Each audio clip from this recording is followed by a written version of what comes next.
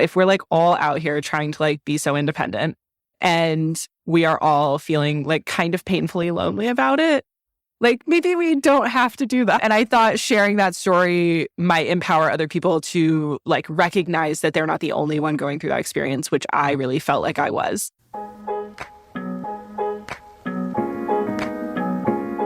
That's Christine Reed, and this is See Her Outside. Welcome to a special episode of See Her Outside, where we're sharing an interview with an adventure author. The Cairn Project's Gritlit Book Club gets you a box of hand-picked books and woman-created goodies every quarter. We believe that sharing women's stories is crucial to closing the gender gap. And proceeds from Gritlit supports wilderness scholarships for women and girls. So if you want to get adventure in a box every quarter and submit your questions for the author for a future interview just like this one, go to cairnproject.org/grit-lit or tap the link in the show note.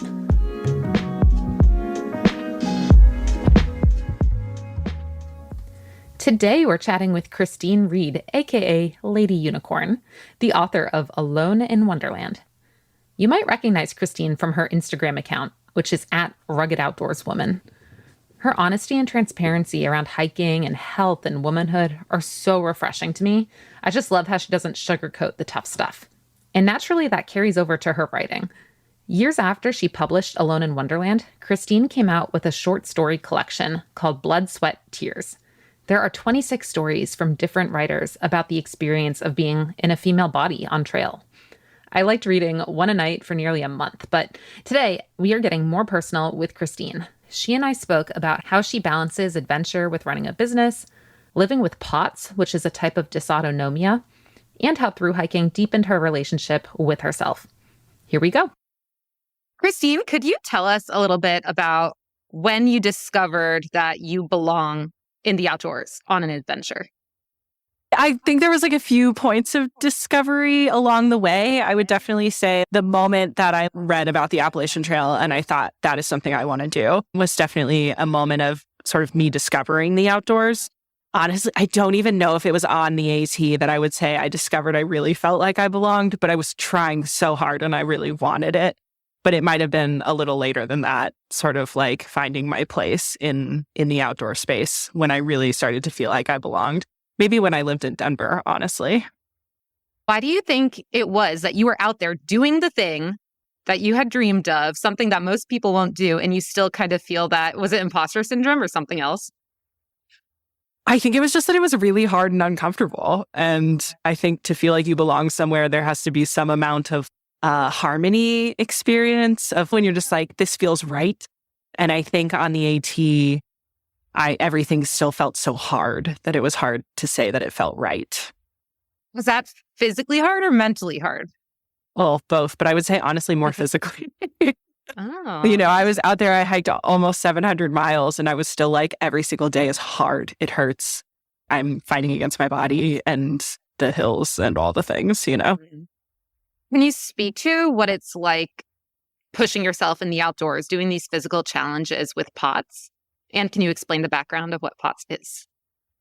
I think that's definitely part of that story, right? Because I was kind of fighting my symptoms then and I didn't have a diagnosis at that time, so I didn't know what was wrong. Yeah, POTS is a form of dysautonomia, which is dysfunction of the autonomic nervous system. And the autonomic nervous system controls everything that we don't consciously control. So it's heart rate, blood pressure, vasodilation, sweating, temperature regulation. Those are kind of the big ones that I feel like affect me really a lot from the beginning of my hiking career and also from the beginning of my life. As far as I can remember, I've dealt with those symptoms. So like super elevated heart rate when I try to exercise, I get like dizzy spells. I struggle a lot with hydration and staying hydrated, which causes all kinds of symptoms if you've ever been dehydrated. It's over the years been sort of an exercise in learning to manage those symptoms before I knew what they were, which was just sort of like trying to not feel like total dumpster fire when I'm out doing things. And then since diagnosis, which was in 2020, I have learned a lot better and it's a lot easier for me to recognize what's going on with my body when I have this framework of, oh, these certain things in my body don't work correctly. And here's the ways that they malfunction. And I've learned better how to identify what my body is asking for when I'm having like a meltdown of sorts. So pushing myself as I train physically to do harder and bigger things, I'm also training knowledge-wise in terms of, when I do a 10-mile day, these are the things I have to watch out for with my specific body and how I can manage those things. So it was definitely like a steep learning curve as I became more active and more outdoorsy to also be dealing with my body is not responding to this in the same way that the people around me are. That's a whole list of extra considerations on basically keeping yourself alive when that's what you're already trying to do on the trail. Do you find that there are any silver linings for living with POTS and being so active? It is definitely a challenge. I don't know if you could see this as a silver lining, but I have very little wiggle room when it comes to caring for my body. And so I don't have the option to abuse myself physically in the same way that some people do. And I think that we all benefit if we manage our body's needs consistently throughout an experience rather than waiting until we've hit rock bottom and then trying to recover from that. Because if I let myself get in a bad situation with hydration or with food or energy levels, I just can't recover from it. And I think that is true for a lot of people, but they're able to push through in a way that I can't. So it's I just don't have the option to be I'll deal with that later. And I do think that is helpful in the grand scheme of an experience rather than being I'll just run myself into the ground until I feel like trash and then try to fix it afterwards. I wish we could romanticize, glamorize that part of being an adventurer because we so often see I just crossed the finish line and now I'm rolling on the ground in pain or puking from my effort. Or I just did this fastest known time and my legs are all torn up from this or that. But how cool would it be if we got those cool pictures of us snacking before we're too hungry and filling up for water? I wish that were just as epic to look at on things like social media. But you're doing a great job on social media of showing those more behind the scenes hard parts of adventuring and also writing your books. What made you realize, okay, now is the time to write Alone in Wonderland? Were you always planning on writing the book? No, I've always been a big reader. I've always been really into books. I think when I was a younger person, I had thoughts it might be fun to write a book someday, but I never had any idea of what I would want to write. And I never took it seriously at all as a dream or a thing I definitely wanted to do. I went on the Wonderland Trail hike in 2018, and it was sort of a combination of factors that led me to want to write the book. But I think the biggest thing was just that I was going through this experience of loneliness and sort of trying to assert my independence and figure out who I was in the world and really putting that search on this pedestal of this is going to help me figure out who I'm going to be in the world. And I think it was at that time that I started to realize I just don't know if that's true. And I just was feeling super alone in that search, in that desire to assert my independence. And I started to just ask other people on the trail, are you lonely? Do you get lonely out here when you're doing this solo hiker shtick? And I realized that other people were experiencing a similar thing that I was. And I thought, if we're all out here trying to be so independent and we are all feeling kind of painfully lonely about it, maybe we don't have to do that. And I thought sharing that story might empower other people to recognize that they're not the only one going through that experience, which I really felt like I was. And I thought, I wish someone else had written that so that I could read it. I set out to write the book that I wished someone else had written for my benefit. And it really felt like just something I felt called to do. And a book felt like the appropriate format for that. But it was one of those just in that moment, I was I'm going to write a book about this. It was not premeditated. A topic of doing things solo and relying on yourself and being individually out there on your own adventures. Interesting because you chose self-publishing for that book, right? A metaphor, perhaps. Yes. What do you think that's realistic? If anybody's listening and they also love reading because they're in Gritlit and they think, okay, maybe I'll write a book someday. Is self-publishing doable for most people? Are there pros and cons that you would give other people? I would say there are certainly pros and cons. There are a few reasons why I chose to self-publish. One is that I wanted to maintain autonomy in terms of all the decision-making. Partly because another author that I kind of met through the grapevine while I was going through the process of writing told me that, oh yeah, a publisher could change the title of your book. And that like really scared me because I was like, I came up with this title. I thought that it was really clever. I would be devastated if they told me to change it.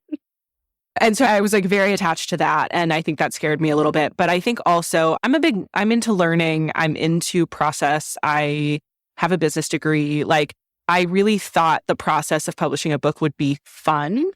And I was curious about learning how. And so I really had the desire to publish it myself. I wasn't doing it sort of out of a like, oh, nobody wanted to publish this, so I guess I'll just do it myself.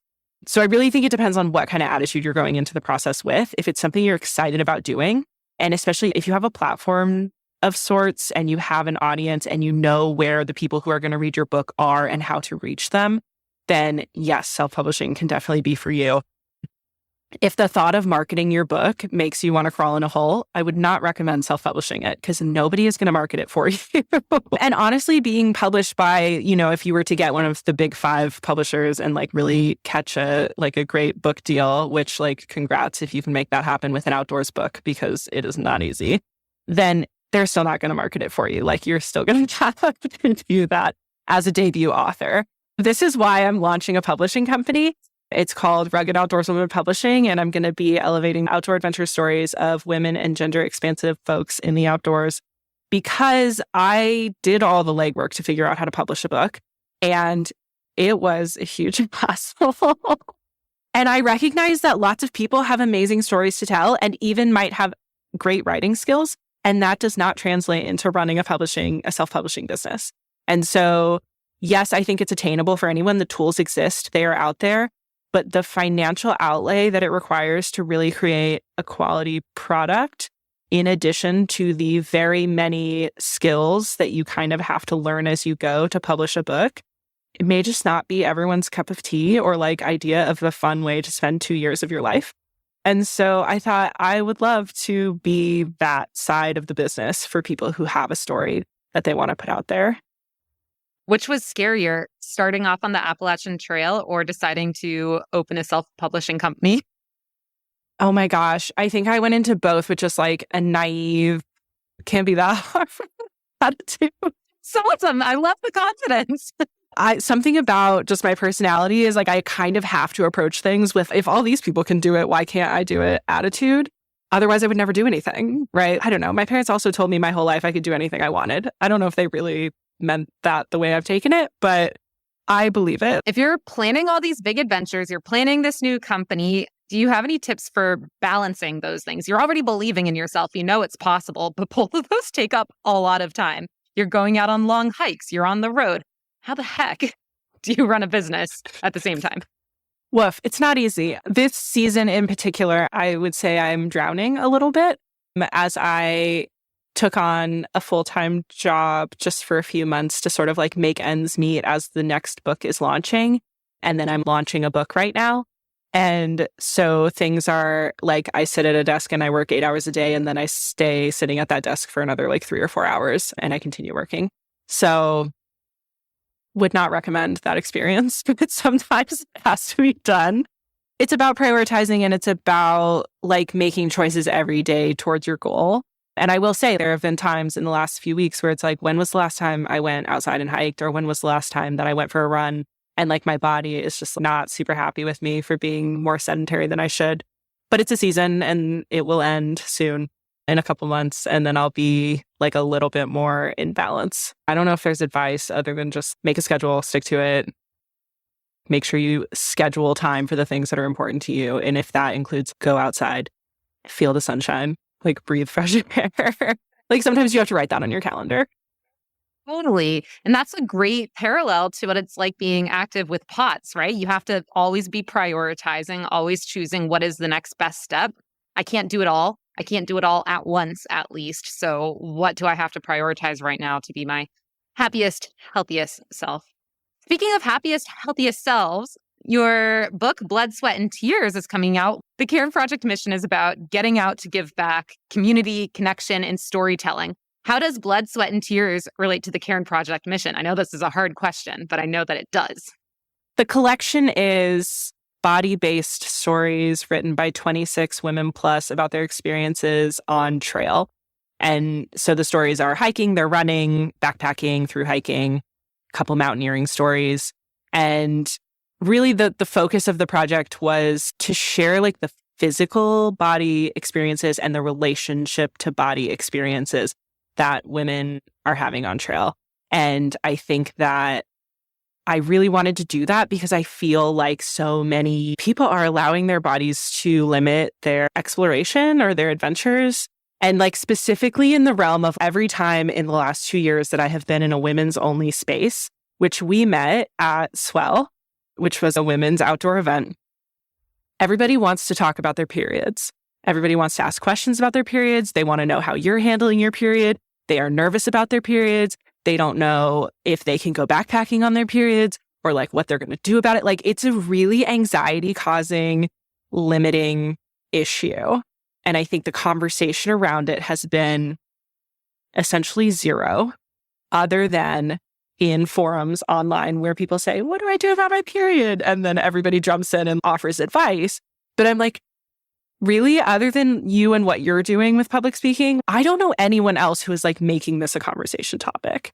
Even in a lot of the adventure books that I've read, like women's books about thru hiking, they also don't talk about it. Cheryl Strayed mentions it barely in Wild, but literally no other book that I've read mentions it. It's not in Alone in Wonderland because I was only on trail for 11 days and I was not on my period during that time. So it was not relevant. But I'm like, these people who are out on the Appalachian Trail for 6 months had to have had their period. So why is this not in the book? 50% of the population is going to get a period at some point in their life and still leave no trace, for example. They could do a much better job at telling and educating people on what to do if you get your period while on a river trip. What do you do if you get your period and you're on a glacier? We need to normalize the conversation so that we feel comfortable asking those questions and publishing information on those questions so that it becomes a non-issue in the future. So I'm very thankful that your book is covering some of those stories. What's it like to go from having a book that was about your experience and yourself that you wrote yourself and then turning into this short stories collection of other people's stories? Does it feel different emotionally or logistically? It's been like such an endeavor. I will say I entered into it a little bit with a how hard can it be attitude. It's been really a learning experience for me. The responsibility of holding other people's stories, of trying to elevate other people's stories and work with them to create the best version of their story that is going to be most accessible to as many readers as possible and really convey the message and like draw a little bit of vulnerability out of people it's been a challenge. But the people that I'm working with are so amazing. All 25 of them have been just like an absolute delight. I was really, really nervous going in because I was like, 25 people, that's a lot of wild cards, right? Like it's a lot of personalities, it's a lot of skill levels, it's just a lot. And to be working with all of those people all at one time on all of their different stories has been super a growth experience for me. I will say there are things that have gone through in this process that I have said, okay, the next book that I publish, I will not be in charge of that, or I will not do this way again. There's already been talk about a second edition of the book, and there is certainly like a laundry list of things that I'm like, would do that differently next time, would set myself up very differently for things. But I'm super proud of how the book is coming out. I'm so proud of everyone that contributed. I was just blown away by how many people submitted stories. It's been a real adventure. And writing my own book the first time around was like a pretty solitary experience. I just told people I was working on it. But other than that, I pretty much just did it all by myself until it came to the editing phase. And then I had some, professionals and beta readers, and there were other people involved in the process. But I felt a lot more ownership over that project. Whereas yes, I'm the person who sort of had the idea and put it out there and got these people together and has seen it through the process. But it's such a collaboration in a way that Alone in Wonderland was not. It's going to be the perfect book for a future Gritlit box. I'm very excited for that. You're going to be a repeat author. Can I hit you with our rapid fire questions that we will ask all authors through Gritlit? Yeah. What is one tip that you have for somebody who wants to write a book someday? Stop waiting until someday. When you start to feel stuck in the creative process, what do you do to get out of a funk? Go outside. What is one word that describes how you feel when you're outdoors? Silent. What's a dream adventure that you haven't done yet, but you hope to someday? The Camino has been on my list for a long time, and I still want to do that. Yeah. And finally, what is one thing that you want youth girls to know about outdoor adventure? That you belong there as much as anyone else. If you want to keep the spirit of adventure strong even when you're indoors, you'll love our Gritlit book club. Order one box or get one every quarter, or send one to a friend as a gift. Gritlit is one of the most fun ways to support gender equity outdoors. Plus, you can submit questions for the author to be answered in a future See Her Outside episode like this one.